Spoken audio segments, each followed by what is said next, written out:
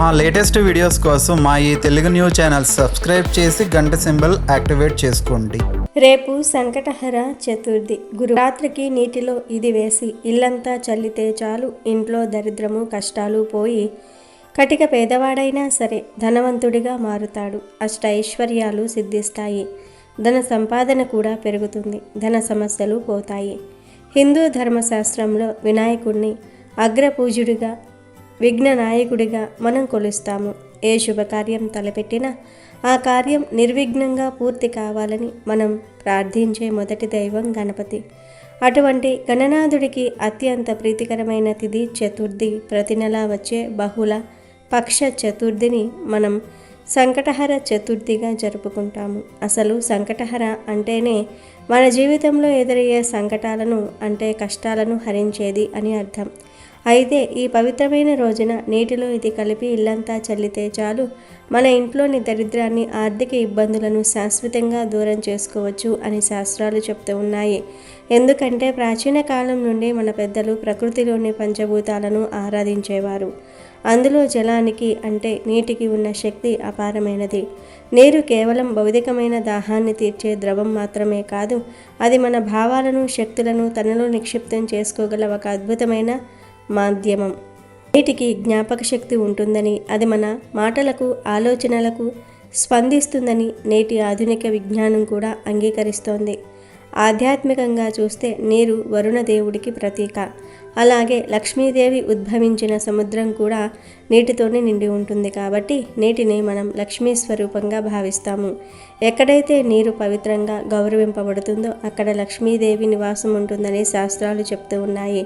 మన ఇంట్లోని దరిద్రాన్ని నెగిటివ్ ఎనర్జీని ప్రారద్రోడడానికి నీటి కంటే మించిన సాధనం మరి ఒకటి లేదు. అటువంటి నీటిలో ఒక ప్రత్యేకమైన పదార్థాన్ని కలిపి ఈ సంకటహర చతుర్థి రోజు ఇల్లంతా చల్లుకుంటే చాలు మహారాజయోగం పడుతుంది. సకల సంపదలు సిద్ధిస్తాయి. కష్టాలు దరిచేరవు. లక్ష్మీదేవి అనుగ్రహం కలుగుతుంది. వద్దన్న ధనం వస్తుంది అని పెద్దలు చెప్తూ ఉన్నారు. మరి ఇంతకీ ఈ సంకటహర చతుర్థి రోజు రాత్రి ఇంట్లో ఏ నీటిని చల్లాలి అనే విషయాన్ని ఇప్పుడు మనం ఈ వీడియోలో వివరంగా తెలుసుకుందాం. ఫ్రెండ్స్, ఈ వీడియోని పూర్తిగా చూడండి.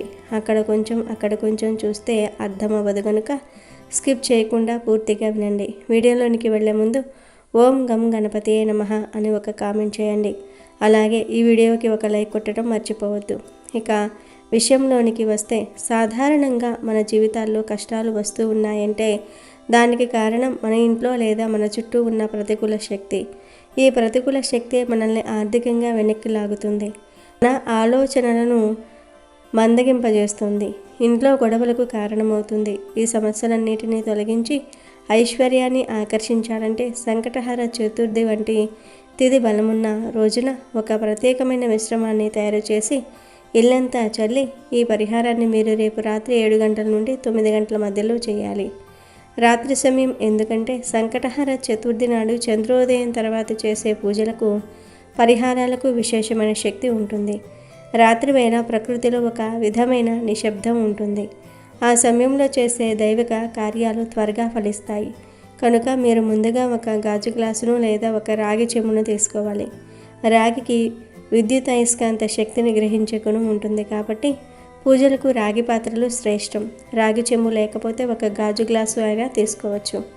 గ్లాసు లేదా చెంబు ఏదో ఒకటి తీసుకుని అందులో సగం వరకు స్వచ్ఛమైన నీటిని తీసుకోండి. ఇప్పుడు ఆ నీటిలోనికి ఒక్కొక్క పదార్థాన్ని కలుపుతూ ఆ పదార్థం వెనుక ఉన్న ఉద్దేశాన్ని గమనించండి. మొదటిగా ఒక చెంచా పసుపుని ఆ నీటిలో కలపాలి. పసుపు సాక్షాత్తు గౌరీదేవి స్వరూపం.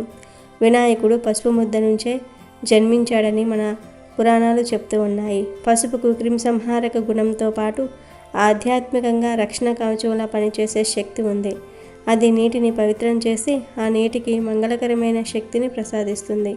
పసుపు కలిపిన తర్వాత 2 వేప ఆకులను తీసుకుని వాటిని మీ చేతులతో నలిపి ఆ నీటిలో వేయండి. వేపాకుకు వాతావరణంలోని దోషాలను హరించే శక్తి ఉంది. మన పూర్వీకులు ఇంటి గుమ్మానికి వేపాకులు కట్టడానికి కారణం కూడా ఇదే. వేపాకును నీటిలో కలపటం వల్ల ఆ నీరు ఎటువంటి చెడు దృష్టిని అయినా తొలగించగల శక్తిని పొందుతుంది. కనుక 2 వేపాకులు వేసి ఆ తర్వాత ఆ నీటిలో కొంచెం మంచి గంధాన్ని కలపాలి. గంధం యొక్క సువాసన మనసును ప్రశాంతపరుస్తుంది మరియు దేవతా శక్తులను ఆకర్షిస్తుంది. ఒకవేళ మీ దగ్గర గంధం బిళ్ళలు లేదా పొడి లేకపోతే మీరు నిత్యము వాడుకునే అత్తరును కానీ లేదా ఏదైనా మంచి సువాసన ఇచ్చే పర్ఫ్యూమ్ను కానీ 2 చుక్కలు ఆ నీటిలో వేయవచ్చు. సువాసన ఎక్కడ ఉంటుందో అక్కడ దరిద్రం ఉండదు. అందుకే పూజ గదిలో మనం ఎప్పుడూ ధూపం వేస్తూ ఉంటాము. ఈ సువాసనలు మన ఇంటి మూలలా వ్యాపించి ఉన్నప్పుడు అక్కడ ఉన్న దరిద్రం తొలగిపోయి ఒక కొత్త చైతన్యం వస్తుంది. ఇక ఈ మిశ్రమంలో చేర్చవలసిన అత్యంత ముఖ్యమైన పదార్థం పచ్చకర్పూరం. పచ్చకర్పూరం అంటే సాక్షాత్తు కుబేరుడికి మరియు లక్ష్మీదేవికి అత్యంత ప్రీతికరమైనది. మీరు గమనిస్తే పెద్ద పెద్ద దేవాలయాలలో తీర్థంలో పచ్చకర్పూరాన్ని వేస్తారు. పచ్చకర్పూరం యొక్క ఘాటైన మరియు పవిత్రమైన వాసన ధనాన్ని ఆకర్షించే గుణాన్ని కలిగి ఉంటుంది. దీనిని చిటికెడు వేస్తే చాలు, ఆ నీటి శక్తి 100 రెట్లు పెరుగుతుంది. చివరిగా ఈ నీటిలో కొంచెం గల్లులుప్పు కలపాలి. ఉప్పుకు ఉన్న ప్రత్యేకత ఏమిటంటే అది నెగిటివ్ ఎనర్జీని పీల్చుకునే అయస్కాంతంలా పనిచేస్తుంది. సముద్రం నుండి లక్ష్మీదేవి ఎలా జన్మించిందో ఉప్పు కూడా అలాగే జన్మించింది. అందుకే ఉప్పును లక్ష్మీ స్వరూపంగా భావిస్తారు. దిష్టి తీయడానికి కూడా మనం ఉప్పునే వాడతాము. కనుక ఈ 5 పదార్థాలు అంటే పసుపు, వేపాకులు, గంధము, పచ్చకర్పూరము మరియు గల్లులుప్పు కలిపిన ఈ నీరు ఇప్పుడు ఒక అద్భుతమైన శక్తి జలంగా మారింది. ఈ పదార్థాలన్నీ కలిపి నీటి యొక్క మాలిక్యులర్ స్ట్రక్చర్ను మార్చేస్తాయి. దానిని ఒక శక్తివంతమైన ద్రవంగా మారుస్తాయి. ఇప్పుడు ఈ పాత్రను చేత్తో పట్టుకుని మీ ఇష్టదైవాన్ని లేదా గణపతిని స్మరించుకుంటూ మీ ఇంట్లో ఉన్న ఆర్థిక ఇబ్బందులు, అప్పుల బాధలు తొలగిపోవాలని గట్టిగా సంకల్పం చేసుకోండి. సంకల్పానికి ఉన్న శక్తి చాలా గొప్పది. మీరు ఎంత నమ్మకంతో సంకల్పం చేస్తారో ఫలితం అంత త్వరగా వస్తుంది. ఇప్పుడు ఈ సిద్ధం చేసిన నీటిని తీసుకుని మీ ఇంటి ప్రధాన ద్వారం దగ్గర నుండి చల్లటం ప్రారంభించండి. గడప మీద, తలుపుల మీద కొంచెం కొంచెం చల్లుతూ ఇంట్లోనికి ప్రవేశించండి. హాల్లోని ప్రతి మూల, గోడల మీద ఈ నీటిని చల్లాలి. ఆ తర్వాత వంటగదిలోనికి వెళ్ళి అక్కడ గోడల మీద మరియు అల్మరాల మీద చల్లండి. వంటగది మన ఇంటికి శక్తినిచ్చే కేంద్రం. అక్కడ అన్నపూర్ణాదేవి నివసిస్తుంది. అక్కడ ఈ పవిత్ర జలాన్ని చల్లటం వల్ల ఆహారానికి మరియు ధనానికి ఎప్పుడూ లోటు అనేది ఉండదు. ఆపై బెడ్రూమ్లో కూడా చల్లండి. దీనివల్ల దంపతుల మధ్య ఉన్న మనస్పర్ధలు తొలగిపోయి శాంతి నెలకొంటుంది. పూజ గదిలో కూడా ఈ నీటిని చల్లి స్వామివారి పాదాల దగ్గర కొంచెం ఉంచండి. అయితే ఒక ముఖ్యమైన నియమం ఏమిటంటే ఈ నీటిని బాత్రూంలో కానీ టాయిలెట్లో కానీ చల్లకూడదు.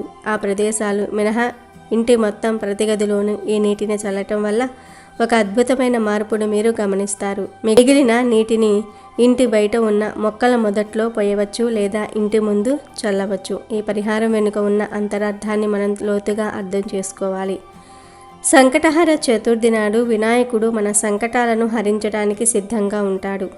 ఆ రోజున ఈ విశిష్టమైన పదార్థాలతో కూడిన నీటిని చల్లటం వల్ల ఆ పదార్థాల నుండి వెలువడే ప్రకంపనలు మన ఇంట్లో ఉన్న నెగిటివ్ వైబ్రేషన్ని క్లీన్ చేస్తాయి. ఇక ఒక రేడియో స్టేషన్ సరిగ్గా ట్యూన్ కాకపోతే ఎలాగైతే కిర్రుమనే శబ్దం వస్తుందే, మన ఇంట్లో ప్రతికూల శక్తి ఉన్నప్పుడు కూడా అలాగే అడ్డంకులు ఏర్పడుతూ ఉంటాయి.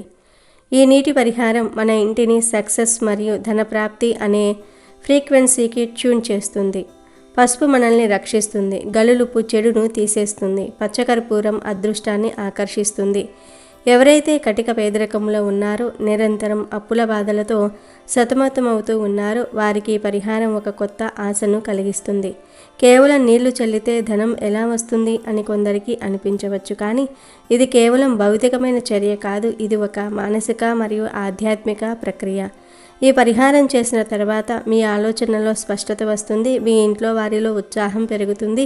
మీరు చేసే ప్రయత్నాలకు దైవ బలం తోడవుతుంది. ధనవంతుడు కావాలంటే కేవలం కష్టపడితే సరిపోదు. ఆ కష్టానికి అదృష్టం కూడా తోడవ్వాలి. ఆ అదృష్టాన్నే మనం లక్ష్మీ కటాక్షం అంటాము. ఈ సంకటహర చతుర్థి రోజున లక్ష్మీదేవి అనుగ్రహం కోసం మనం చేసే ఈ ప్రయత్నం వృధా పోదు. ఈ నీటి ప్రవాహం వల్ల మీ ఇంట్లో ఉన్న వాస్తు దోషాలు కూడా తగ్గుముఖం పడతాయి. చాలాసార్లు మన ఇంట్లో వస్తువులు సరిగ్గా లేకపోయినా లేదా దిశలు సరిగ్గా లేకపోయినా ఆర్థిక నష్టం కలుగుతూ ఉంటుంది. అటువంటి దోషాలను ఈ పవిత్ర జలం హరిస్తుంది. వద్దన్నా ధనం వస్తుంది అనే మాట ఇక్కడ అక్షర సత్యమవుతుంది. అంటే మీరు చేసే ప్రతి చిన్న పనిలోనూ లాభాలు రావటం, అనుకోకుండా బాకీలు వసూలు కావటం, కొత్త ఆదాయ మార్గాలు మీ కళ్ళ ముందు కనిపించటం జరుగుతుంది. ఆర్థిక సమస్యలే కాకుండా మానసిక ఆందోళనలు, భయాలు కూడా ఈ ప్రక్రియ ద్వారా తొలగిపోతాయి. ఇంటి వాతావరణం ఆహ్లాదకరంగా మారినప్పుడు సహజంగానే మనలో సృజనాత్మకత పెరుగుతుంది. తద్వారా మనం చేసే వృత్తి వ్యాపారాల్లో రాణిస్తాము. ఈ పరిహారం చేసేటప్పుడు పూర్తి నిశ్శబ్దంగా భక్తితో చేయటం ముఖ్యం. ఎవరితోనూ అనవసరంగా మాట్లాడుతూ ఈ పని చేయకండి. మీ మనసులో నిరంతరం ఓం గం గణపతియే నమః అనే మంత్రాన్ని కానీ లేదా సంకటనాశన గణేశ స్తోత్రాన్ని కానీ స్మరించుకోండి. ఇలా చేయటం వల్ల ఆ మంత్రశక్తి కూడా ఆ నీటిలోనికి ప్రవేశిస్తుంది. సంకటహర చతుర్థి తిథికి ఉన్న ప్రత్యేకత ఏమిటంటే ఈ రోజున చంద్రుడిని చూడటం మరియు పూజించటం వల్ల జాతకంలోని దోషాలు కూడా తొలగిపోతాయి. చంద్రుడు మనసుకు కారకుడు. నీటి మీద చంద్రుడి ప్రభావం ఎక్కువగా ఉంటుంది. అందుకే రాత్రివేళ ఈ నీటి పరిహారం చేయటం వల్ల మన మనసు మీద ఉన్న భారం తగ్గి పాజిటివ్ మైండ్ సెట్ ఏర్పడుతుంది. పేదరికం అనేది కేవలం జేబులో డబ్బు లేకపోవటం మాత్రమే కాదు, అది ఒక రకమైన మానసిక స్థితి కూడా. ఈ పరిహారం మనలోని ఆ దారిద్ర్య భావనను తీసివేసి ఐశ్వర్య భావన నింపుతుంది. ఈ ప్రక్రియ పూర్తయిన తర్వాత మీరు ఒక ప్రశాంతతను అనుభవిస్తారు. ఇంటి నిండా ఒక రకమైన పవిత్రమైన సువాసన వ్యాపిస్తుంది. ఈ సువాసన ఉన్నంతకాలం మీ ఇంట్లో లక్ష్మీదేవి స్థిరంగా ఉంటుంది. ఇలాంటి పరిహారాలు మన ధర్మంలో ఎంతో కాలంగా వస్తూ ఉన్నాయి. కానీ మనం ఆధునిక కాలంలో వీటిని మర్చిపోతూ ఉన్నాము. ప్రకృతి సిద్ధమైన వస్తువులతో మన పరిసరాలను శుద్ధి చేసుకోవటం వల్ల కలిగే ప్రయోజనాలు అనంతం. రేపు రాత్రి మీరు ఈ చిన్న ప్రయత్నం చేసి చూడండి. కటిక పేదవాడైనా సరే ఈ మార్పును తన జీవితంలో గమనిస్తాడు. సంకటహర చతుర్థి అనేది వినాయకుడు మన కోసం ఇచ్చిన ఒక గొప్ప అవకాశం. మన కష్టాలన్నీ ఆ గజాననుడి పాదాల దగ్గర పెట్టి ఈ పవిత్ర జలాన్ని ఇల్లంతా చల్లుకుంటే ఇక ఆ ఇల్లు సిరి సంపదలకు నిలయంగా మారుతుంది. మీకు ఉన్న అప్పుల బాధలు తొలగిపోయి ధనలాభం కలుగుతుంది. అష్టైశ్వర్యాలతో మీరు తులతూగుతారు. కనుక ఈ విధి విధానాన్ని తూచా తప్పకుండా పాటించండి. ఆపై మీ జీవితంలో జరిగే అద్భుతాలను మీరే చూస్తారు. దైవ ప్రార్థన మరియు పరిహారం కలిసినప్పుడు అసాధ్యమైనది ఏదీ లేదు. కనుక అందరూ రేపు రాత్రి పరిహారాన్ని చేసి సకల శుభాలను పొందండి.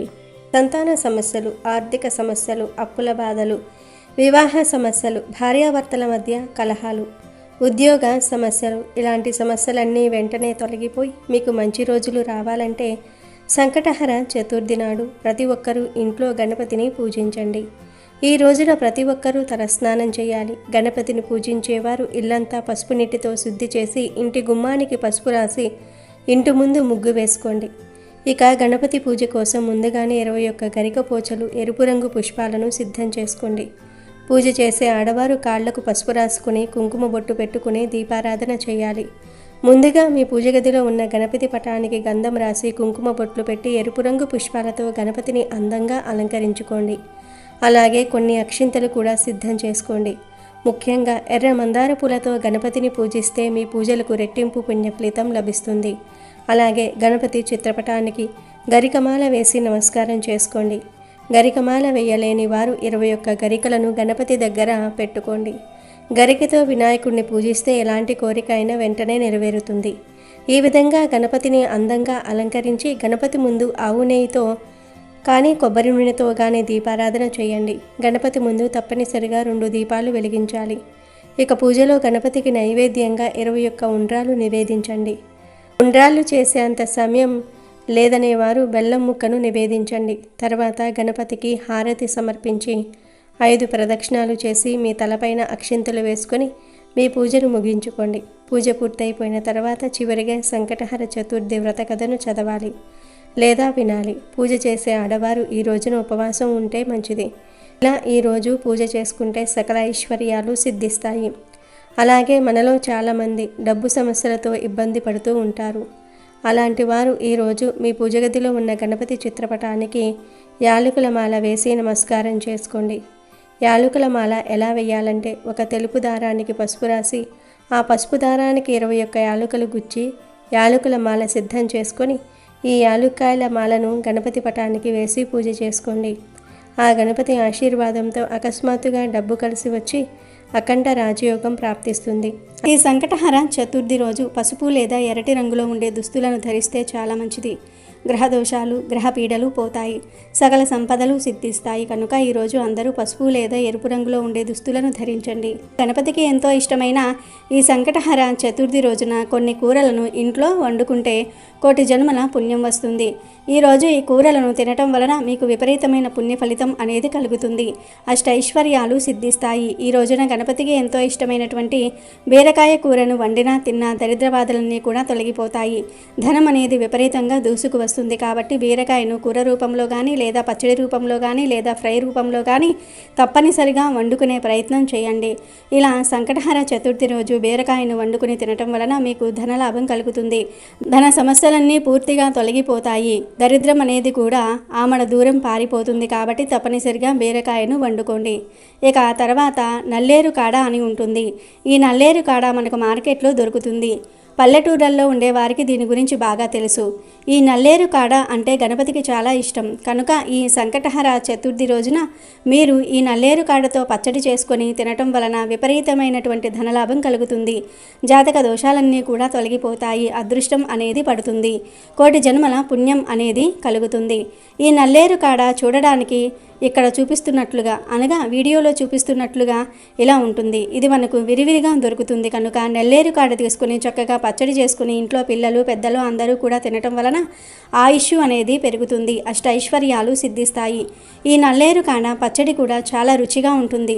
కాబట్టి నల్లేరు కాడను చక్కగా సేకరించి తెచ్చుకొని ఈ సంకటహర చతుర్థి రోజున వండుకొని తినటం వలన గణపతి యొక్క సంపూర్ణ అనుగ్రహంతో మీరు కోటీశ్వర్లుగా మారే అవకాశం అనేది ఉంటుంది. మీకు ఉన్నటువంటి జాతక దోషాలు పాపాలు అన్నీ కూడా తొలగిపోతాయి.